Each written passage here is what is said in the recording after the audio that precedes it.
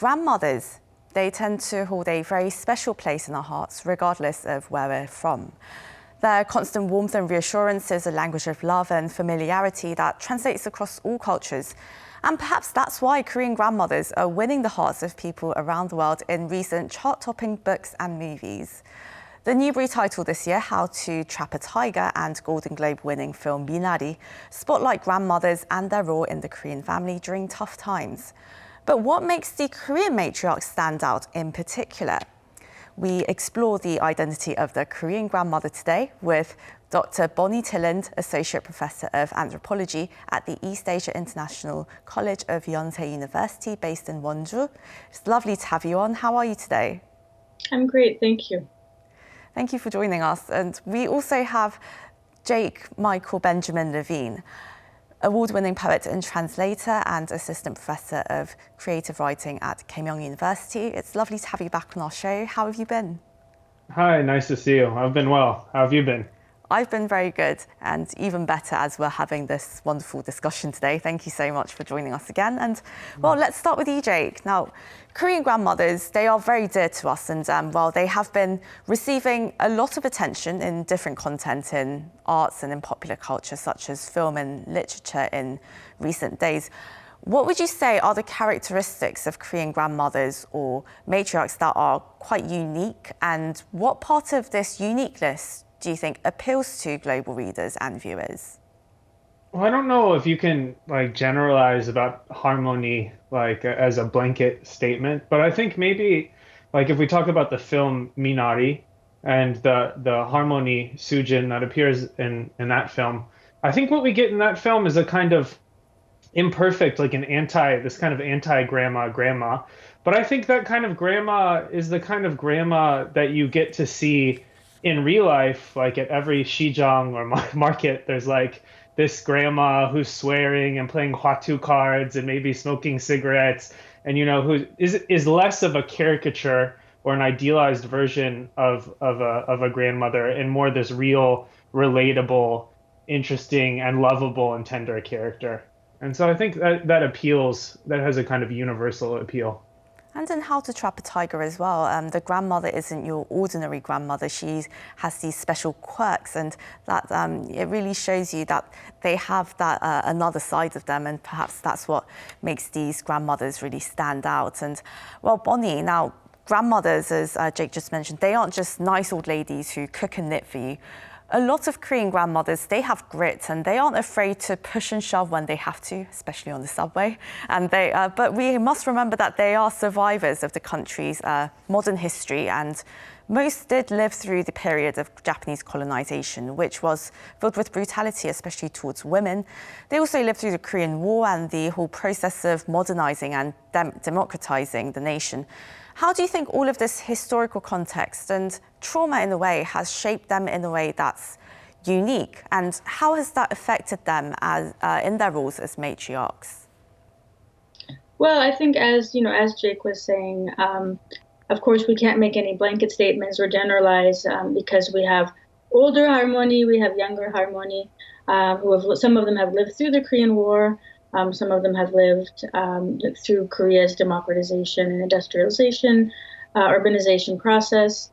But definitely, I think, in my research mostly with mothers, interviewing them about family tensions and sort of intergenerational conflict, a lot of them talked about the way that their mothers, the grandmother's generation really felt kind of an anxiety and concern over their growing irrelevance.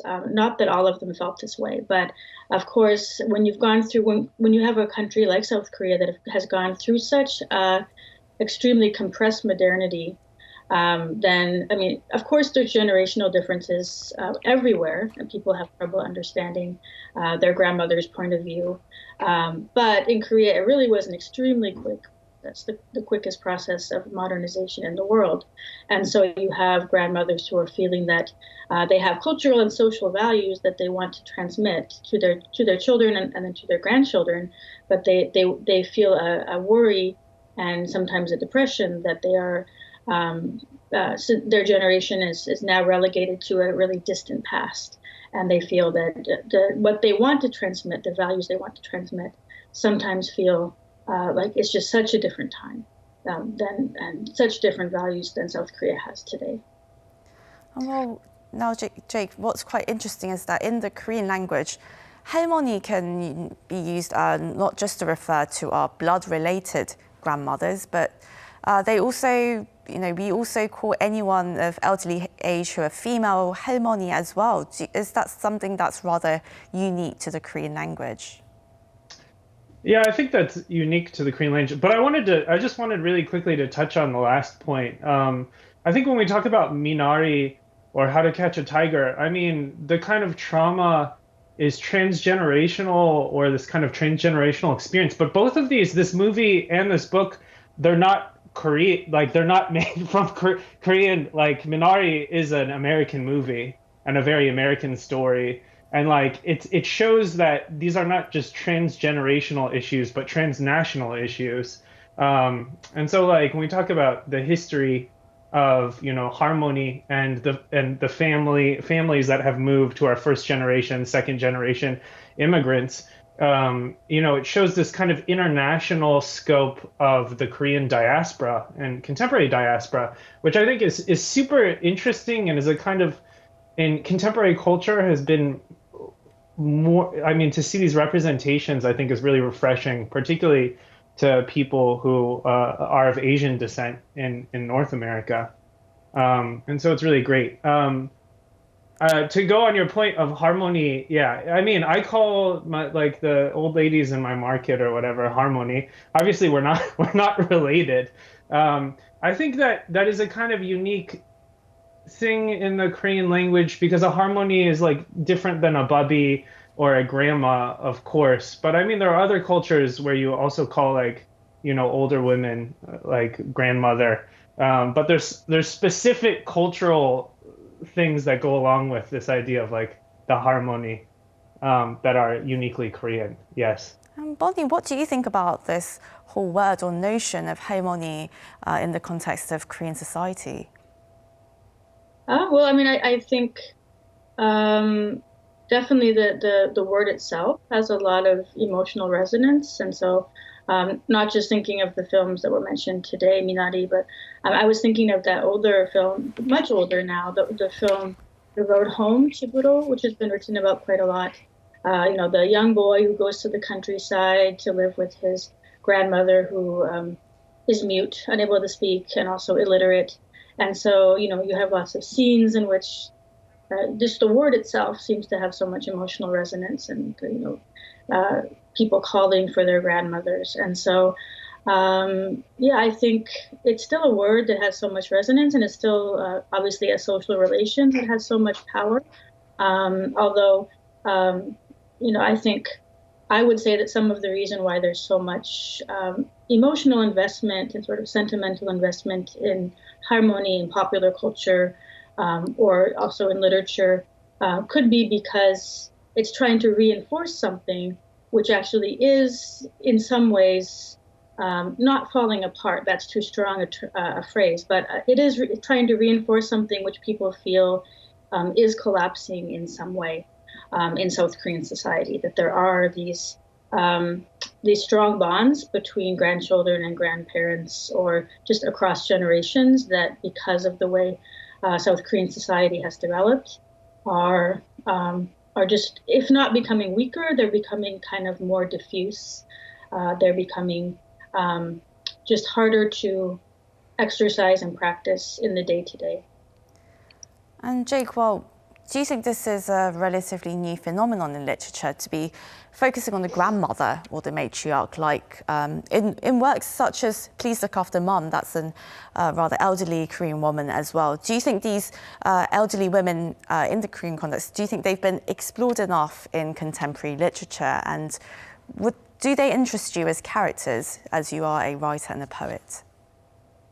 Yeah, of course. I mean, I think these representation of these characters is really important, but the characters are very strong in themselves. I mean, there's also Lee Chang-dok's poetry that came out, I think, in 2010. There's like these vengeful mother figures in Pyonhae Young's Hole. Kim Ki-duk's Pieta.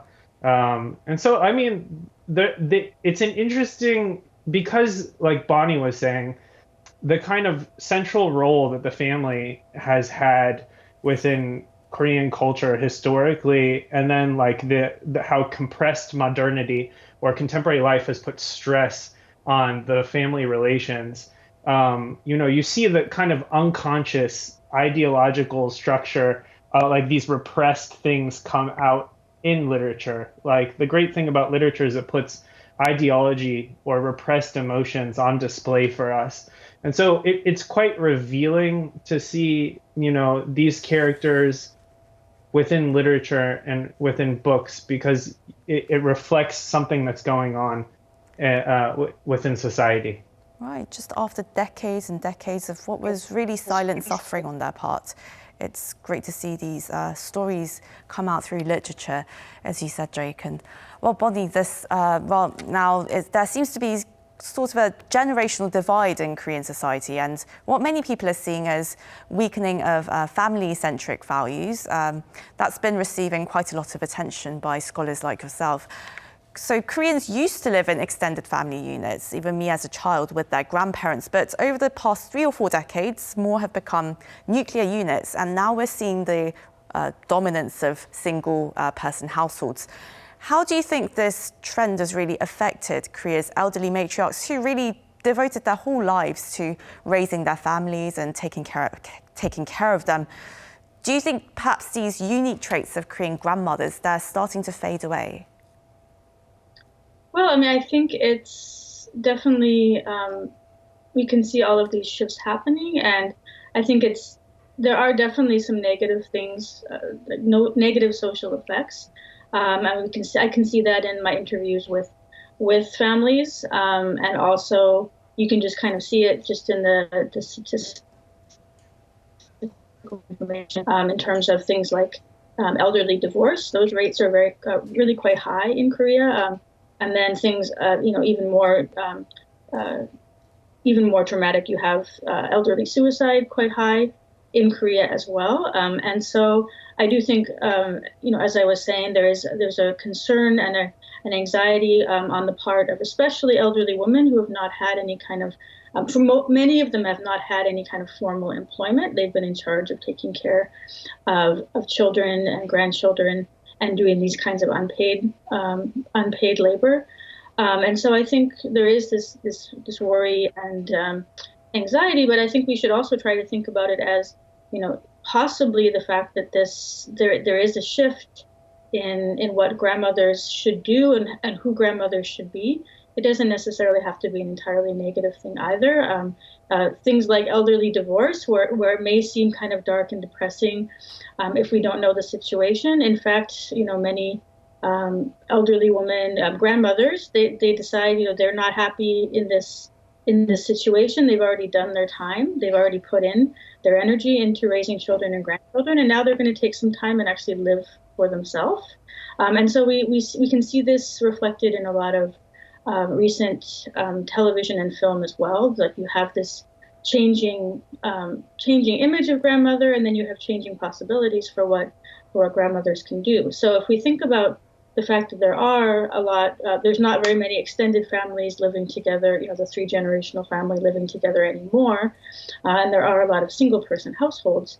Of course, there are negative aspects, but maybe we'll see, and maybe we are seeing a kind of shifting in the way people spend time together and the way they value their relationships. The fact that you're living apart from your grandmother doesn't necessarily mean that you can't have a strong relationship and have care between you. And in fact, maybe the fact that you have some distance from one another actually may allow you to sort of carve out some of your own desires and own goals, but then still have a lot of care and love that can be shared between generations too. All right, well, we're out of time, I'm afraid, so this is where we'll have to leave the discussion. But a very interesting discussion we had. Thank you for joining us. That was Dr.